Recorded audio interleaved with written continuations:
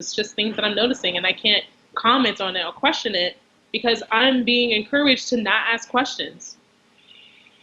I'm Yeah. being encouraged to do things just to do them because it's the right thing to do, because that's just the way things are.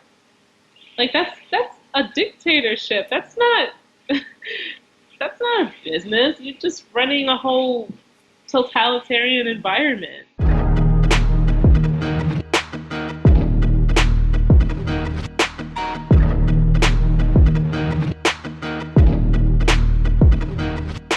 So, Ashanti, why do you want to tell your story?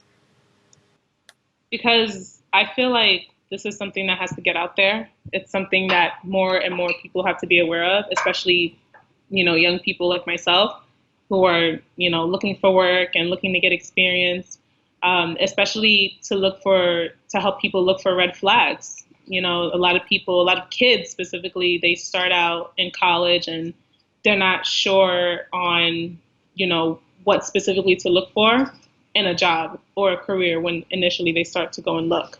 So sure, for other professions, maybe there's a much more clearer outlook, but for someone that's just starting out, just wants some experience, then they're going to go and get whatever they can. So, when you emailed us, you talked about your former leader.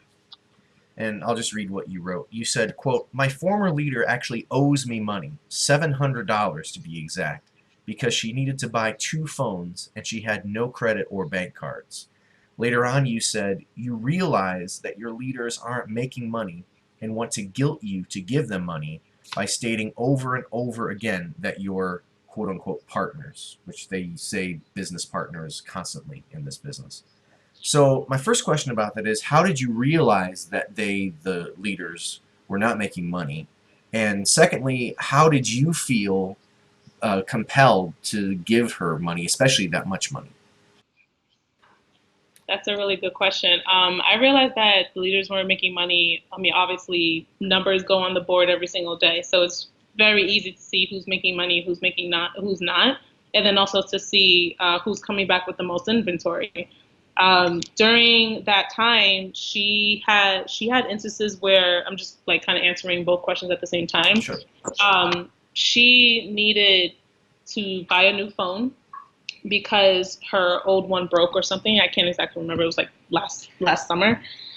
So she asked me if I could go to Best Buy with her. We went to Best Buy, and we put the phone bill, the credit in my name. Now, obviously, like she's my leader and everything, and I'm trusting her. I'm thinking, okay, you've got my back, I've got yours, makes sense. And I was a leader at the time, so she kind of made it seem like, hey, listen, like as leaders, we should understand each other more. Right. So it's you kind of just have to go ahead and help me. Like after everything I've done for you, and I would do the same for you. But in the back of my mind, I was thinking to myself, well, I mean, I'm not gonna say her age or anything, but I'm just like, you're close to 30 years old. You don't have a bank card. You don't have at least a credit card. A lot of things with her was kind of like messed up, her ID, and because she was coming from another state. So I said, you know what, fine, I get it. We all come, in a slump. So I went ahead and helped her. What compelled me most of all was the fact of how much the term leader was drilled into my head when I initially started. They were Hmm. saying, oh, respect your leader and look up to your leader and follow the leaders. So I'm thinking to myself, okay, they must be the people that are going to help me have a better life, as they say, and the people that I should trust the most, the people that are going to help me be successful. So in a way, it was like I felt obligated because I felt bad, but it was more so a lot of guilt that was created out of it. Yeah, that's what it sounds like. Yeah. So you continued, quote, "I went back recently to tell my former leader to pay me back the money, and we've agreed to a payment plan. But honestly, after that, I'm completely cutting her from my life." So have you gotten that resolved? Yeah. Around when I sent that to you, she did owe me that significant amount of money. And it took a lot of chasing just to get her to answer her phone. Hmm. And it got to me even having to go to the location to go face to face with her to say, hey, listen, we need to go on a payment plan at least because this is just not working out. This bill is ruining my credit, which it has, and I'm responsible for building my credit back up, and it's not looking good. Yeah. I have to, I have things that I want to take care of, and I can't do that if I have my credit score so low. But most of all, it's the fact that it's your bill. It's not really mine. It's technically yours, and you weren't being responsible. You would think that you would think, hey, uh, you know, ex leader, fellow leader, I'm gonna. Could you put this $700 bill in your name, and I'll just pay you off $100 every week? Hmm. Sure, sounds good, no problem. That was initially the plan, but it never followed through until months later. Initially, I was gonna kind of give up and say, you know what, fine, whatever. She's unreachable. She's probably in another state or something. Maybe went back home with her mom. But then I thought to myself, no, like you have to keep fighting for this. Like this is not your responsibility. This is someone else's responsibility and burden that they put on you. How long has she been in the business? Do you know? Yeah, she's been in the business for a while. I believe this year would be her second and a half year, I think. And She's, she's still a leader? yeah, yeah. I, Okay. we had a discussion about that too, though. After she finished paying me off, she said that she basically admitted to me that it could be a drag when you're in that business. 2, 3, 4 years go by and you're still a leader out in the field trying to sell things to make money on pure commission. Yeah. And that's not something that is lucrative, especially in your situation. You should not be doing that. You should try to go for something better. But it was really interesting because the fact that if I honestly, I feel like if you got to know her, the you would understand the way that I'm feeling and the reason why I'm feeling this way and Hmm. why I'm so baffled at it. Is because she was very, very steadfast and very serious about the business to the point where it was just by the book, step by step, everything must be in order to the T.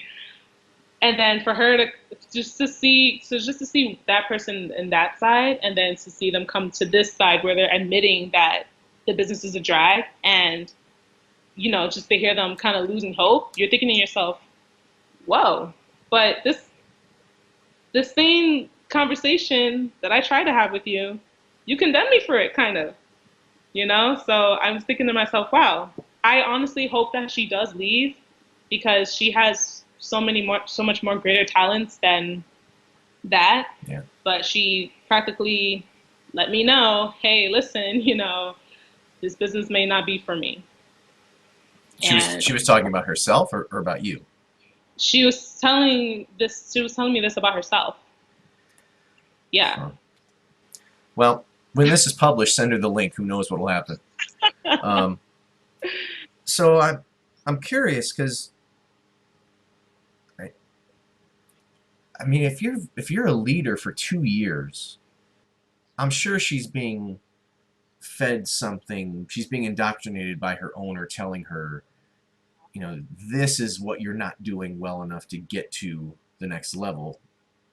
But if she told you it's a drag as a leader, then, well, like I know now, based on what I've learned, that being an owner is worse than being a leader. But I'm sure she's still being sold that once you get to owner, it's this pie in the sky fantasy, and you work 4 hour days and kick your feet up, and everything's is easy Yeah, peasy. work 4 hour days and just be in the office doing Hmm. whatever. When that's honestly not true, as we all know. Yeah. The thing is that like because she was just so headstrong and just so serious about the business, it made me think that wow, she's definitely somebody that I have to look up to. And then for her to say, yeah, this business may not be for me, or maybe it's just the office. She needed to see an example of Yeah. people who are making money and everything like they tell us to do. So I don't know if she did stick to her word. She did mention her going to Texas Hmm. this summer. I'm not sure. I haven't spoken to her since that whole thing, that whole conversation.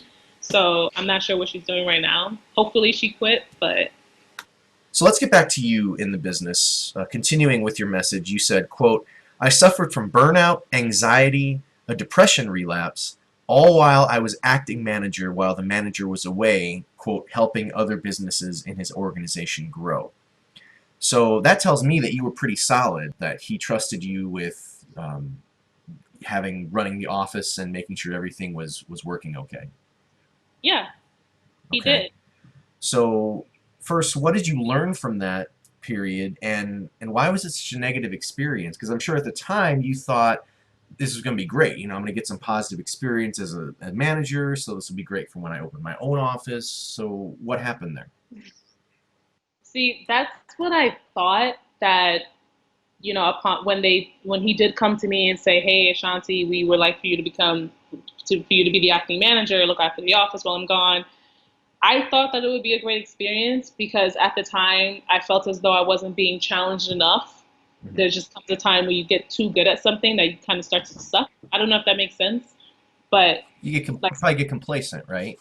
yeah, you Okay. get so used to doing the same thing, but you get so used to being good at it that now you're just ready to teach others how to do the same thing and move on to the next level. Hmm. So I did think, hey, this would be a really great opportunity. This could be a great time for me to learn more about myself and to practice, delegating responsibilities and being the perfect example for people that, really need to, that people need, So the reason why it did turn, now the thing is that I was suffering from all of this burnout around the summertime. So I had became acting manager around November-ish. I Hmm. believe it was, yes, November. And then prior to that, during the summertime, I started to experience my depression relapse. I started to experience a lot of burnout, and I was just feeling very, very tired and very weak every single day. But I thought to myself, I'll just keep pushing, just keep pushing. It's just a phase. You'll get over it. And then this opportunity for acting manager came along. And they said, you'll get to run the office. And I'm thinking to myself, wow, something new for me to do. Hmm. But it turned out that it was actually just something even more stressful because there was so much tension in the office. And despite my efforts to try and tell Brock that, I would think to myself, his responses would be so vague, they just would not be helpful at all. Hmm. And I'm thinking to myself, what do I do? So a lot of it was to a lot of what I learned is that I'm very good at thinking for myself. I'm I learned that I can be very, very, very resilient. I do not give up easily, and I will always try to find a way. There are definitely some positives of working there and having that opportunity, but Sure.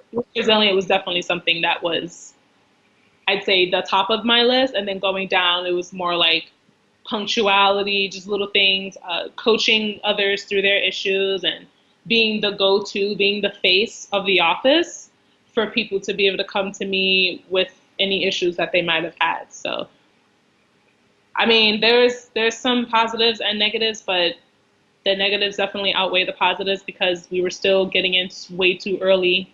We were still leaving way too late. And I know that all of us were suffering from the burnout, the tension, but no one wanted to admit it because we had to be, as the leaders, the examples for the new guys and for the reps that were working on becoming leaders as well. Right. Now, there are some that'll hear you say, well, we were there too early, we were there too late, and they'll think, oh, but that's what being a business owner is all about. You put in the extra time. Sounds like you just weren't cut out for it, right? Well, no, because you see, that's a statement that I actually thought about today on the train. It was like, oh, well, see, now this is it's different. Being a business owner, being the owner of your own business, sure, do whatever you want, work as hard as you want to because it's your business. It's something that you are passionate about. But in this business, you're working all of these hours and slaving yourself away for someone else's business, technically. So you don't Exactly. have your own business in this business. You're not managing anything. You're just a little sub manager in the office Mhm. with another location where they say, hey, here's some products. We need you to manage this amount of products and teach these other people how to manage the products and kick out some more owners. And then you get this dream life. But that's literally not, that's not what it is. It's you just going in as just another employee of Smart Circle. You just have a little higher title because they give it to you. Mhm. And you're just going and looking after an office, but all day. It's not your dream. It's not your people's dream. It's Smart Circle's dream.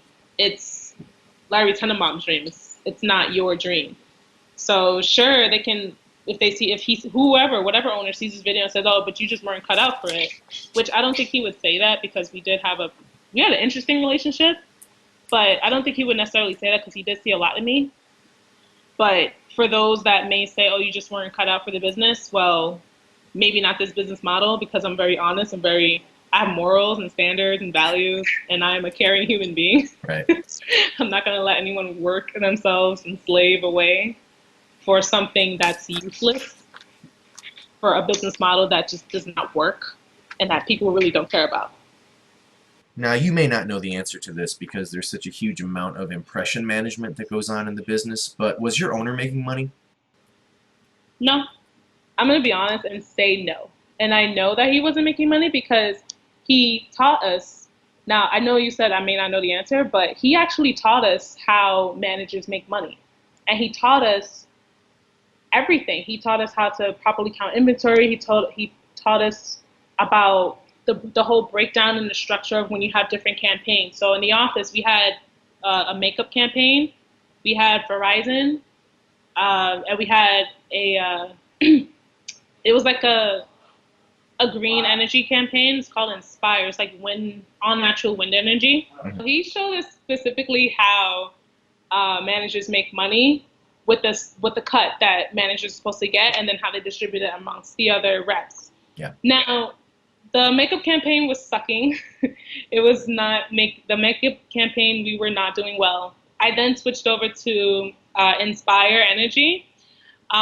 We weren't doing well with that either because it was a fairly new campaign. We were just getting started, and two of the leaders that went away to go learn it and teach us, they were still essentially learning themselves. So it was basically a whole pitch from Pittsburgh to New York and figure out how to talk to New Yorkers using that pitch. Right.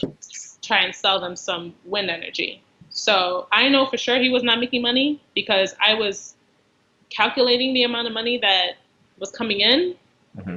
And as acting manager and someone that was trusted with money, I can see the amount of money that's coming in and the amount of money that has to go out when you include bills, rent, to keep the lights on, everything, supplies, pay your admins, pay everything. He showed us the entire breakdown, and I knew for sure that he was not making any money. The company worked for is FYPM Group. Yeah. And it looks like they've been closed down since February. There are several videos on that Facebook page which feature your owner, Brock. The reason I asked if he made money was because in one of these videos, I literally laughed out loud when I saw this. I know where you're going with this. In one of these videos, he's in front of Morning Atmosphere. Ugh.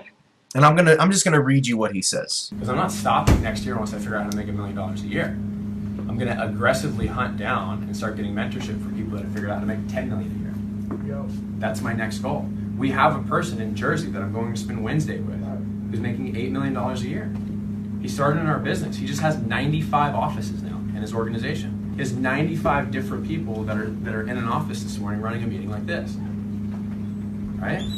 So I'm gunning for him. I'm going to whoop his ass at this business because he's got 6 years on me. He's got no clue what's coming. In 6 years, we're going to have 200 promotions. I'm going to smoke his ass at his own game because I'm going to convince him to be one of my best friends.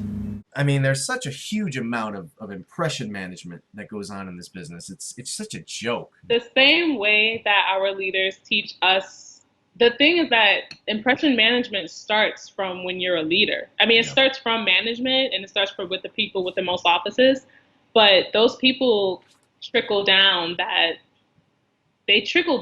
training. Yeah. From national consultant, and then you have I forget what's after a national consultant, but the further you go down the line, then it's like your leaders teach you how to handle everything and put up a front about everything, how to handle whatever objections the reps may have, and to always be the best dressed, be super, just be like well put together and have a lot of energy when you come into the office. Show them that you're okay. Show them that you're making money. You got to show them money. You got to show them that everything is fine. Now, everything that he was saying, I 100% know that his trainer was saying. And one of his mentors is Jessica Irish. You might know her. She runs an office out in Long Island, but she's one of his mentors. And I listened in on one of the management calls one day because he said, I see you as a manager. I think you need to hear more managerial conversations. And I said, cool, sounds good, because I do want to be a manager, but you're not teaching me how to be a manager. So basically all they do is copy one another. Oh, yeah. They always say copy, cheat, steal, or I think that was something that Yes. that was used in the business. Copy, cheat, and steal. So if somebody is making $8 million, but kind of like just lost $6 million, he's not going to tell it to his people. What's he going to do? He's going to pretend that everything is okay. And he's going to go into the office and have whatever mentor he has scream on him and rip him, as Brock probably said. He said that a lot. And say, this is what you need to do. You're screwing up on this. And this is how you got to go about it. Do this exactly to a T, step by step, follow the steps. It all goes down to the systems. And you will be successful. Your people will still see you as this God for some weird reason. And it's funny that you say that, because every morning meeting was always about him. It was never about the entire team as a whole. And it's funny because I realized this in an instant when I was sitting down in one of the morning meetings. And in my mind, as he's talking, I'm just like, this is just bullshit. This is just bullshit. This is bullshit. I wanted to scream out loud, this is BS. The reason why is because I took a week off after he came back, and I was relieved of my acting manager duties. I took a week off in the beginning of January because I was just so beat down. I was just done. I was so closely done with life. Yeah. And then a former coworker showed me your videos. And when I went back to work the next week, that's the reason why I kept hearing, this is bullshit, this is bullshit, this is bullshit. And I just wanted to scream out loud, like, no, get out of this room. This is terrible. Now, there's another video on there that talks about having a positive mindset, doing extra work, taking chances, dealing with negatives, etc. Which, I mean, anybody has to do, right? To be successful in anything, you have to be able to do those things. But the problem is this business perverts it in such a way that it prevents you from questioning anything. And the part that really got to me was, he says this, and it's just recorded in his office. I'll just quote what he says. And sometimes if your family or your boyfriend or your girlfriend, husband or wife, brother, sister, or your friends, your closest friends, if they don't understand why you're doing this extra work and investing this extra time to grow your situation and put yourself either in a higher income bracket or put yourself in a position to get an opportunity, to be able to start your own company one day or be successful in business, then they're going to become the very people that are going to be the most against you pursuing whatever it is that you're pursuing. So this literally sets up the mindset that you ultimately need to disregard or should disregard your support system and do whatever the business requires of you. So number one, what are your thoughts on that? And number two, did you ever experience anything like that? Oh boy. So honestly, he's said that a million times. As you were saying it, I was just getting a bunch of different recounts of when he was saying it. Mm-hmm. That's entirely, see, the thing is that the way that he says things, his words can be true, but the way that you say them could be false. So when he says that your closest people will be against you, well, in a way, I'm looking at it two sides. Yeah. In a way, yes, they could be against you, especially if it's something that they're afraid of because they care about you. It's something that they think that you're going to cause yourself harm, like by going into a depression or just being so obsessed with something that you really want to accomplish. Now that's different. If it's something that you really want to do and it's something that you're really passionate about, but this comes from within you, family sees that a little bit differently, the way that he's explaining here. So he's basically saying, you do this business, you get a better life. If your family and loved ones don't understand it, then they're losers. Yeah. Very blatantly said that in one of the morning meetings, and not verbatim, but when you read between the lines. So, but then on the other hand, like you said, you have your support system, everybody that cares about you and loves you and sees the bullshit, but and will constantly remind you, like, hey, listen, this is not good, it's not good for you. These people are using you. This person, whoever this guy is he's a con artist, or this is a big scam. And you're like, oh, no. And that's the thing. Like, it may seem as though they're going against you because you're so brainwashed in this business to think that, because you're thinking, oh, this person is like successful. I remember my leader at one point when I first started saying, oh, yeah, Brock is like a millionaire. And I'm like, wait, what? I'm sitting next to a millionaire? Hallelujah. No one in my family is a millionaire, so this is great. But then you realize he's not a millionaire. And you're like, what? So now you get the point where it's like, wow, you just lied to me. And it's not your fault because you've been lied to. Right. I'm not even upset at my leader for anything. I'm upset mainly at the manager because, I'm not upset, but it's more like if I were to be extra upset, it would have to be directed toward him. Yeah. Because it starts with the manager. They teach you everything. They teach the leaders everything, how to say certain things and how to go about certain conversations and how to, have the conversation and how to dress when you have the conversation and specific, like, jargon just to, sway people's minds and sway their thoughts. Now, I did have an instance where I had family members. My boyfriend was like, this is a scheme. You need to get out of this. And I'm like, no, but this is like entrepreneurship. This is where, you can learn how to be an entrepreneur, run your own business. And they're like, this is not your business. I'm like, it will be my business. And then my mom is like, how? So you telling me that you become a manager and then they just pay you $75K, $100K a year starting, right after you get promoted? I'm like, yeah. And then they're like, what? How? Where? This sounds like a scam. This sounds way too good to be true, which it is. So on those accounts, I definitely realized that I had gone against the people that care about me. Only because I thought that the opportunity that was offered to me was something that I wanted, because they instilled in me and convinced me that it was something that I wanted, which was interesting because they say, well, people struggle for so long and I'm able to pay my mom's rent, or I'm able to, I'm like, you're paying your mom's rent plus your own rent. This is New York City. Let's be real here. Okay.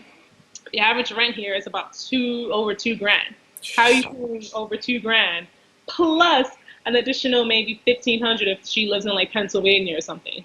You're making that much money? Show me what you're doing. I guarantee I can do it better than you. You do it better than them, and now it's like, what's next? Management? There is no management. All you are is manager is literally just the title that leaders are given. You are technically a leader, just taking care of a little office, convincing people that, yeah, you can have this if you work really hard and don't listen to the people that care about you the most. And what? And it was interesting because my boyfriend actually confronted Brock. He came to pick me up from work one day, and my boyfriend, like, he runs business with his family, so he knows exactly what he's talking about. His main concern is like, where's her security? Where's her job security? Where's her career focus? Where's where are the things that you're supposed to guarantee your employees, when they're working for you? Business? How is she running a business? How's she making all this money? Where is this money coming from? So he was just really, really pressing and digging in. And, he got so fed up to the point where he just got up and wasn't even willing to speak to him anymore. And Brock felt that. He knew that, Robbie saw the BS as soon as, he heard it. As soon as he heard it from me. So you said that that someone showed you the slave circle in January, Hmm. and then you ended up leaving in January. So it seems like you were receptive to what you saw. Yes. Why? Because it was mainly because of the amount of time that I'd spent there. January made 10 months that I was there, and I was very serious about becoming the next manager. The thing is that I started to notice like really, really shady things, and I started to.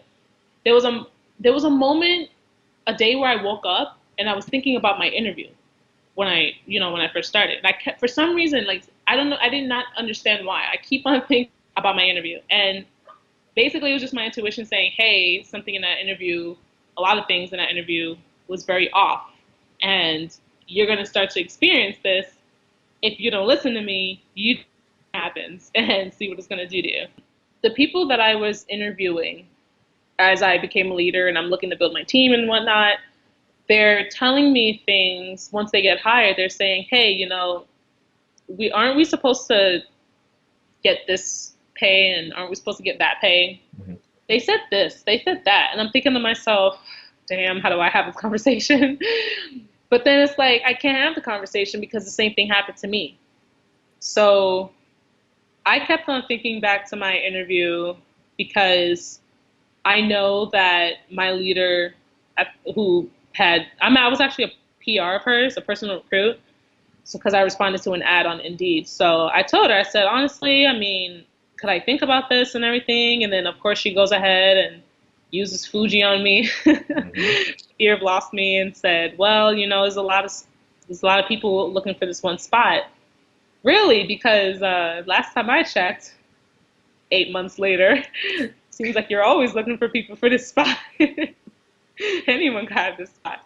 So I was very receptive to the videos because a lot of it was actually starting to be very true, and I was also very curious because one of the leaders in our office actually spread the videos around.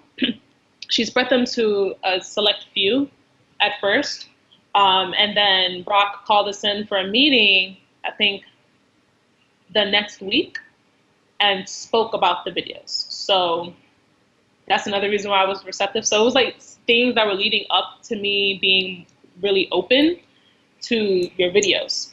So he said, yeah, don't look at those, as a company grows and becomes like super badass, they start to get a whole bunch of negative reviews for people that used to go there and used to work there and whatnot, only because they were losers and they couldn't make any money. We're fucking badasses, man. And so I'm like, in my mind, I'm thinking, and he's talking about like the relationship that him and I have, and I'm like, in my mind, I'm thinking to myself, why, if you're so confident in your company, why are you telling us not to look at the videos? Mm-hmm.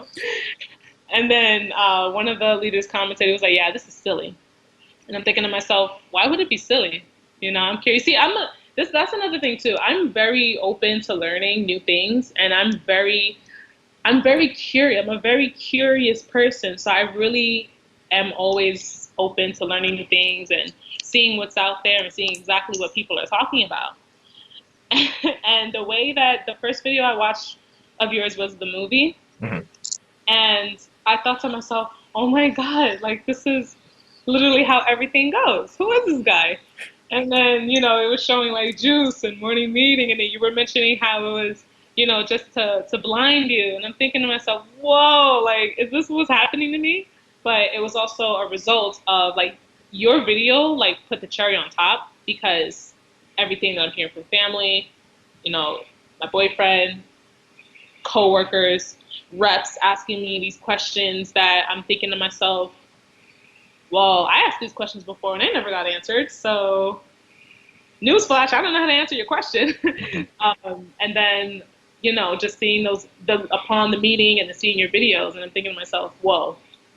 So it was a lot for me to take in, but I'm glad that it did happen that way, because if it happened all at once, I probably would either still be there or maybe just had left, or maybe might have became a manager and then seeing those videos might have said, guys, we're closing up shop, shutting down the office. Why? This business is a scam.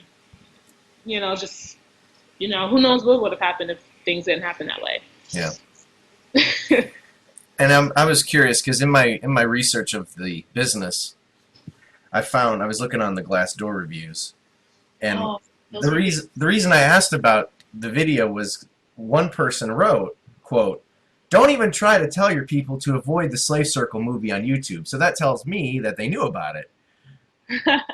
And then they continued, "This is all a lie that is designed to burn people out and lose themselves while in the business." Yeah. And I think you talked about that. Yeah. So how did you leave? How did that go? So it was a process. I had to really mentally prepare myself for it, because after I took the week off to just like settle my mind and get myself back to normal, I was getting anxiety every single time I walked. It wouldn't even be when I walked through the door. I would see the door and then get an anxiety attack. Literally, I would just be so perplexed and thinking to myself, "Oh my God, like, I really don't want to be here." And so that was literally my mind saying, "What are you doing here? You felt much better when you were home. You should have just stayed home and kept looking for other jobs. Why did you come back?" So it was a process. I would walk in, I felt so out of place. Everyone thought I quit because I didn't. But you were already looking for other jobs at the time.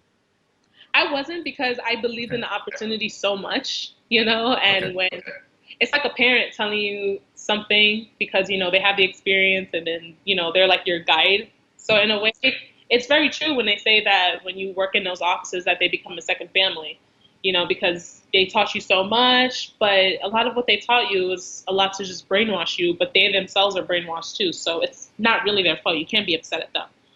So in late January, I decided one day to not go in the office. I was just like, I just had enough. And I texted Brock. I said, yeah, I'm not coming into the office anymore. He was like, what? Why? I was like, I'm done. I don't want to go anymore. He's like, why? Did someone do something to you? Did something happen? And I was so tempted to be like, yeah, you happened.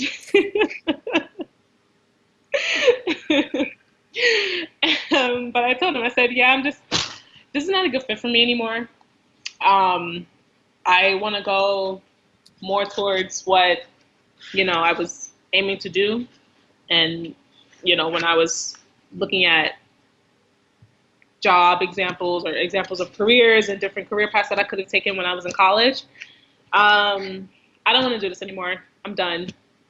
He says, well, this is the result of you allowing outside influences to get into your head, your therapist. Meanwhile, this is the same guy that encourages us. Every business owner sees a therapist. You should go get therapy, guys. It's important. Mental health is serious. And I'm thinking to myself, well, this is in the summertime. This was like in June. He said there's something to myself. Oh my gosh, now a few months have rolled in. I started in March. It's now June. Mm-hmm. He's mentioning going to see a therapist. So now I'm like, whoa, this guy's even more awesome, because I have anxiety and I had depression before. So this is great. Now, if I say, hey, I need to go talk to my therapist, I'll be in a little bit late. I won't be looked at as a burden, or, oh, you're being a bad example to the new guys. Mm-hmm. So he goes and says, you're a therapist. And I was so tempted to say, well, you kind of said for us to see a therapist, but thanks for showing me how much of a hypocrite you were. Your therapist, your boyfriend and your family, you let all those people get in your head. I said, no. I will go ahead and tell you this right now, that no one got in my head. I came to this conclusion on my own. Of course, everyone's going to have opinions, but something that you taught me was to never be influenced by opinions. There's a great quote out there that mentions that, surrounded by many opinions but influenced by none. Mhm. I don't know if I'm saying it right, um, but I told him, I said, listen, everyone had their opinions on a business, but you wouldn't even have even known that what my loved ones were saying because I was there for so long. You didn't know that while I'm performing really well, they were saying this is a scam. You didn't know when I was performing really poorly, hey, this is a scam. Because I didn't allow that to get out there. Yeah. So how can you go ahead and say that I allowed for people to get into my head when a therapist is there to help you find other options of coping with your stress and coping with your anxiety, if you have anxiety or any mental illness that you have? You need a support system. I'm not saying like 100% of the time, but it's good to know that you have some sort of support system, whether it's, boyfriend, girlfriend, husband, wife, parents, siblings, whoever. You need some sort of support system to have a bit of success in your life, because you want that reassurance that you're doing something that you love for a good reason, you're doing something that you love for a cause. But he clearly didn't respect that decision and went on to argue with me.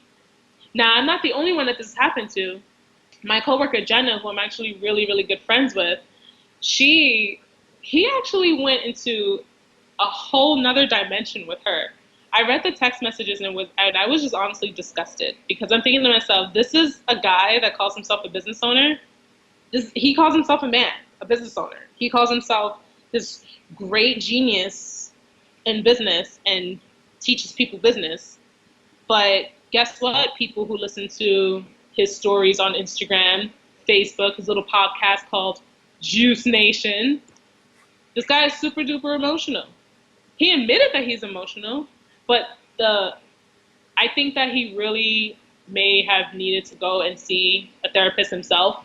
I don't know if he already was seeing one, but if he wasn't, then he should have gone, because the vocabulary that he was using made me think otherwise of him very quick.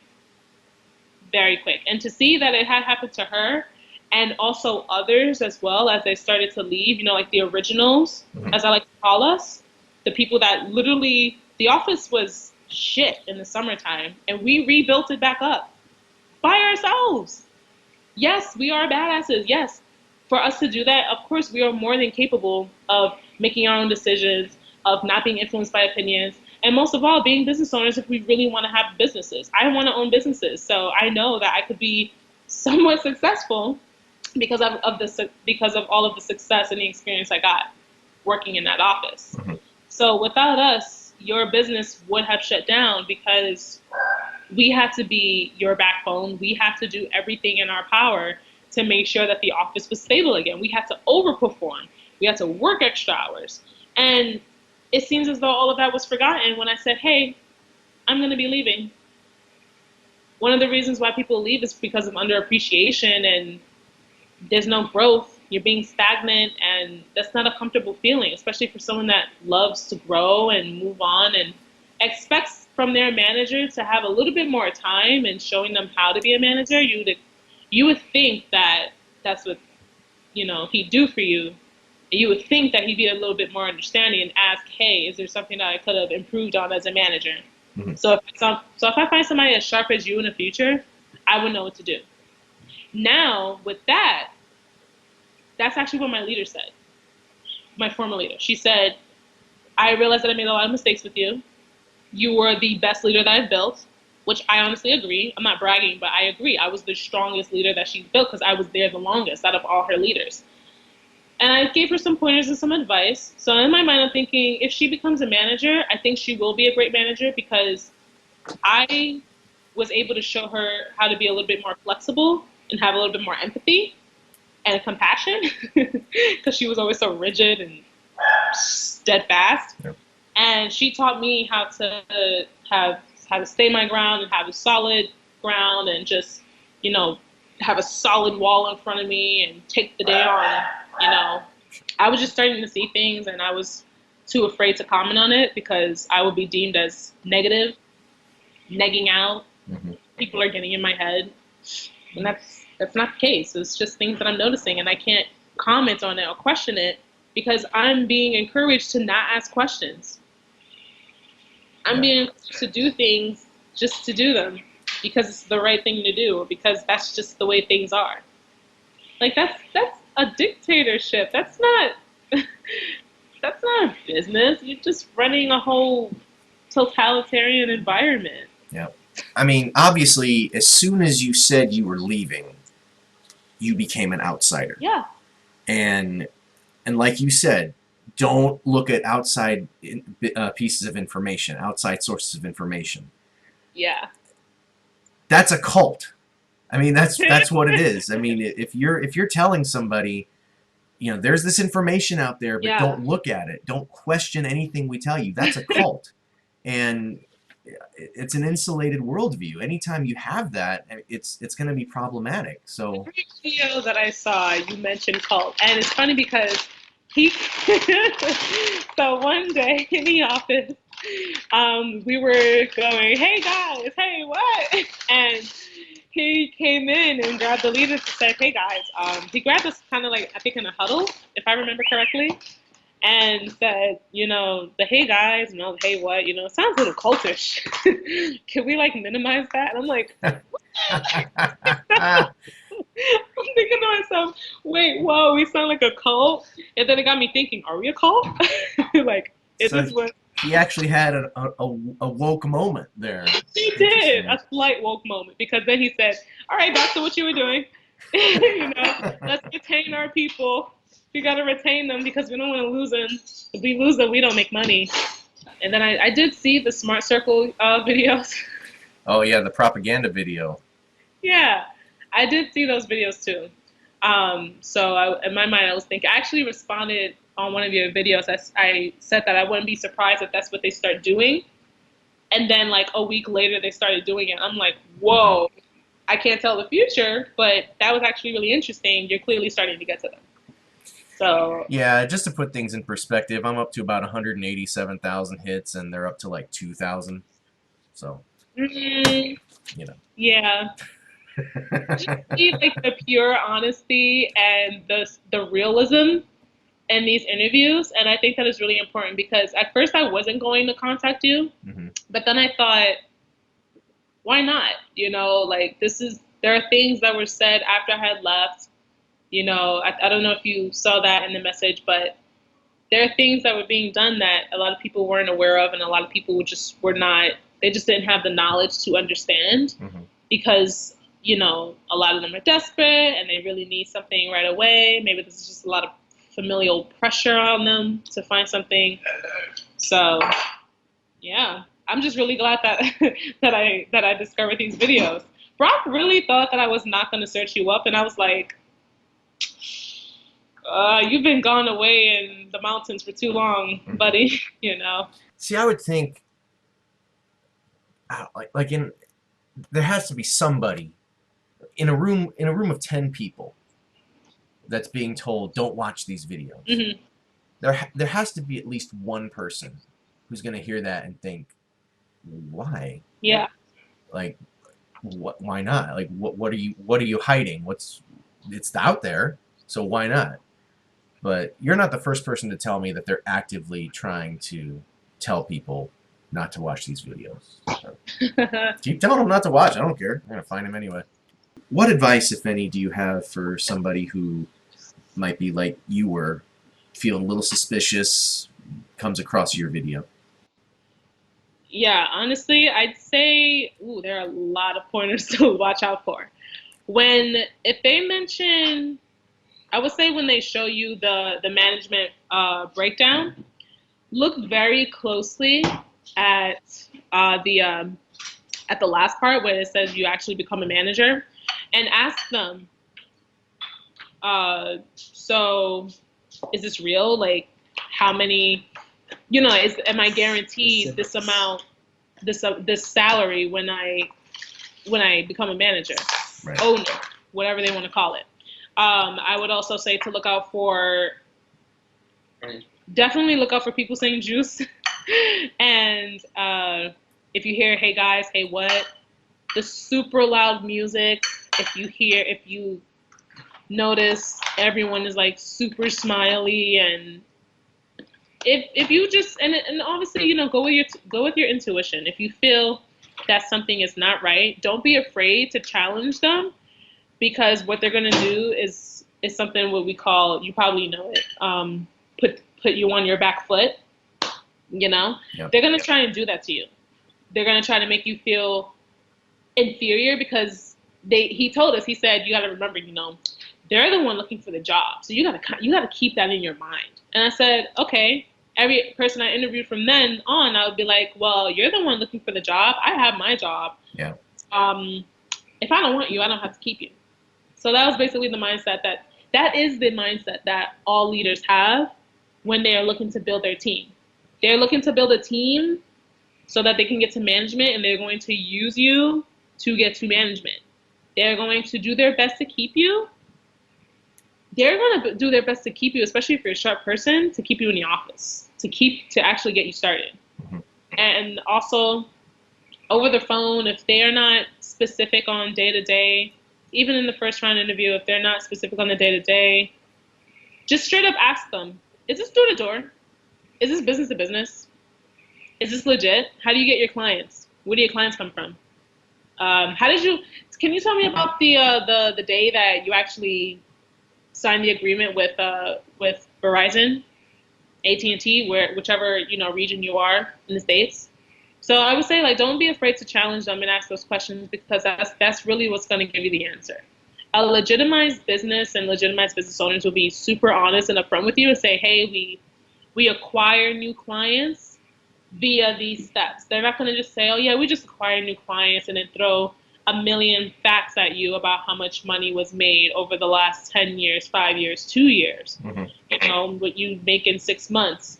And also look out for, I would say to people, like, look out for people that talk too much about themselves, but also talk too much about the manager. Because you are there to learn about the day-to-day. You're not really there. I mean, you're kind of there to learn about, you know, because the day-to-day includes learning about your peers and the people around you. But if they are glorifying this person, then I would say just say that you'll consider it, or just say that, you know, you're not interested. Yeah. Don't bother wasting your time. Or glorifying anybody, like the guy in Jersey who's making $8 million a year, you know? Because, you know, the manager's going to crush him. You'll Uh-huh. see it when you start with He's going to smoke his ass. He's gunning for him. He's not going to know what hit him. Oh my goodness. I did want to mention that Brock started up this company. It's called State of Mind. I'm really good friends with one of the girls that I was training on my team. I was grooming her to be my next leader because I saw a lot of potential in her. But we, of course, we're still like really good friends and everything. We talk to each other regularly. And I asked her to give me, you know, a bit of a heads up, you know, because it's just, sometimes it's fun to like vent about your prior workplaces. I asked her, I said, hey, update, did he start the State of Mind brand? She said, yeah, as soon as, like, right after you left, he started it. Now, that was something that initially was a good idea, because he claimed that we would be getting like a cut of the business, the people that originally, you know, he spoke about the business with, the opportunity. Mm-hmm. And so she told me everything. She'd say, you might have seen the logo with the watch. Yes. Yeah, okay, so if you've seen the merchandise, which you have, that little watch cost like $6 or $5. He kind of admitted that to us too, but he's selling it online for $200. Oh, God. People out there who are just walking by, if you see people with these little bags that have rhinos on it, ignore them because they're literally scamming you and ripping you off. He was going to sell a bag of like men's products, because we had things for women but just not for men. He was selling that whole bag that was worth probably about $20 for, I think, 40 or 60. I can't exactly remember because it was a very brief moment from when I was there. But she said, yeah, all of the products that are there are like really cheap, and he just gets it off like these Chinese websites. He ordered the watches from China. admitted to us that they were super cheap, and then goes ahead and says, "Oh, I'm going to go ahead and sell it." Now, I'm not saying that that's not what some businesses do, but I'm also going to go ahead and say that like for you to go and sell a $5 watch for $200, that's like way over the top.